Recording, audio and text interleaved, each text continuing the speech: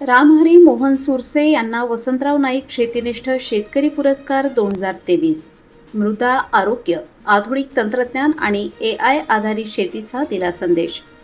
सिन्नर तालुक्यातील उजनी येथील प्रगतशील शेतकरी रामहरी मोहन सुरसे यांना महाराष्ट्र शासनाचा प्रतिष्ठेचा वसंतराव नाईक शेतीनिष्ठ शेतकरी पुरस्कार 2023 जाहीर झाला आहे.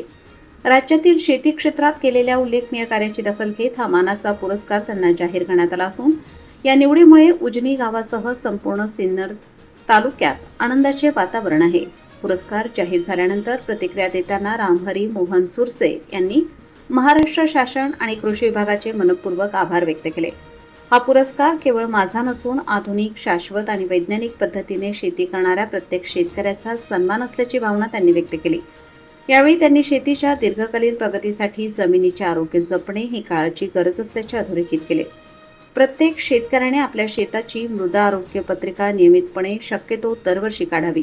त्यानुसार खतांचे योग्य नियोजन केल्यास उत्पादन वाढते, खर्च कमी होतो आणि जमिनीची सुपीकताही टिकून राहते, असेही त्यांनी सांगितले. बदलत्या तंत्रज्ञानाच्या युगात शेती ही अधिक स्मार्ट होणे आवश्यक असल्याचे नमूद करत त्यांनी कृत्रिम बुद्धिमत्ता AIचा वापर शेतीमध्ये वाढवण्याचे आवाहन केले.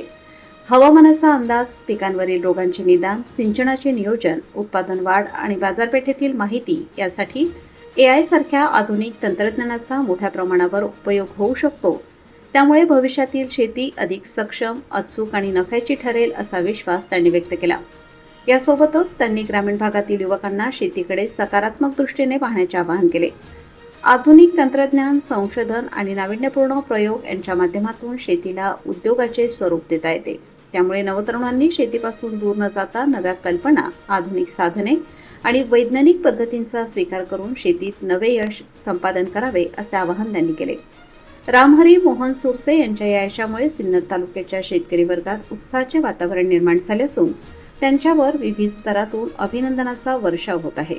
त्यांच्या कार्यातून अनेक शेतकऱ्यांना प्रेरणा मिळत असून आधुनिक आणि शाश्वत शेतीचा संदेश राज्यभर पोहोचत आहे. वसंतराव नाईक शेतीनिष्ठ पुरस्कार जाहीर झाला आहे.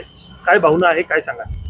नक्कीच कुठेतरी शासनाने चांगलं काम केलेल्या शेतकऱ्याची दखल घेतलेली आहे, ही निश्चित भावना आहे. त्याबद्दल मी महाराष्ट्र शासनाच्या कृषी विभागाचे आभार मानतो. आपल्या शेती प्रवासाची सुरुवात नेमकी कशी झाली, काय सांगा? आज महाराष्ट्रामध्ये आपण बघतोय अनेक शेतकरी आत्महत्या करताय. का करता याची कारणं जेव्हा शोधली तेव्हा कुठेतरी शेतामध्ये उत्पन्न कमी मिळतंय, बँकांचे कर्ज याच्या गमनशातून शेतकरी आत्महत्या करतात. त्याला कुठेतरी फाटा देऊन असे पिकं शेतकऱ्यांनी शेतामध्ये करावे की जेणेकरून त्यामधनं भरघोस उत्पादन मिळेल.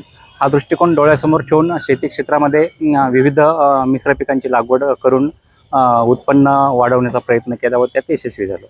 आपण आधुनिक तंत्रज्ञानाचा शेतीमध्ये कशा प्रकारे वापर करता, काय सांगा? निश्चित ज्याप्रमाणे आपण सामान्य जीवन जगत असतो, आपल्याला डॉक्टरांची आवश्यकता असते, ती काय भासते, तर तसंच आपल्या शेती क्षेत्राचं आहे. शेतीचं आरोग्य आपण जपलं पाहिजे.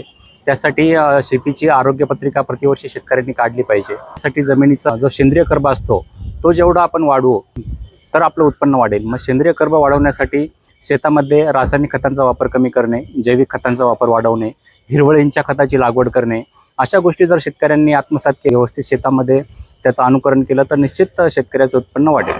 सध्या हवामान बदलामुळे शेतीसमोर कुठली आव्हाने आहेत? निश्चित हवामान बदलामुळे शेतकऱ्यांसमोर डोळ्यासमोर अनेक आव्हाने आहे. त्यासाठी मोसमी पाऊस, कधी दुष्काळ, कधी अतिवृष्टी किंवा गारपीट यामध्ये शेतकऱ्याचं अतोनात मोठ्या प्रमाणात नुकसान होतं.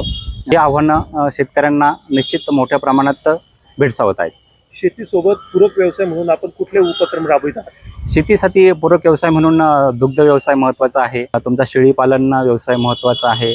त्याचबरोबर तुमच्याकडे जर विहीर असेल, शेततळे असेल तर त्यामध्ये मच्छीपालन आहे.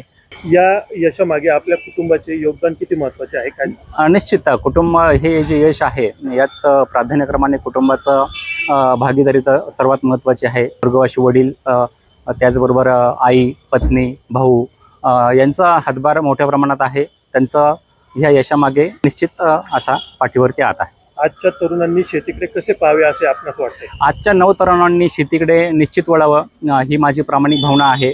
आज आपण बघतोय शेतीच्या चढ उतार जर बघितले, बाजारभाव बघितले, परंतु व्यवस्थित शेती केली तुम्ही तर तुम्ही त्या शेतीमध्ये निश्चित चांगल्या प्रकारे उत्पन्न घेऊ शकता. नवीन तंत्रज्ञान आहे, आज आपण AI टेक्नॉलॉजीमध्ये पिकं घेऊ शकतो. बाजारपेठेचा अनुभव केला. आज इंटरनेट आपल्या हातात आहे, मोबाईल अँड्रॉइड फोन प्रत्येकाकडे आहे. त्यामुळे आपण जागतिक बाजारपेठेचा अभ्यास करून जर पीक लागवड केली आणि त्या पिकाकडे जर व्यवस्थित व्यवस्थापन केलं तर निश्चित नवीन उतरणारा जो शेतकरी आहे तो यशस्वी नक्की होईल. शेती क्षेत्रात यशस्वी होण्यासाठी कोणत्या गोष्टी आवश्यक आहेत? शेती क्षेत्रामध्ये यशस्वी होण्यासाठी तुमचा अनुभव महत्त्वाचा आहे. नवीन तंत्रज्ञानाचं आत्मसात करणं महत्त्वाचं आहे.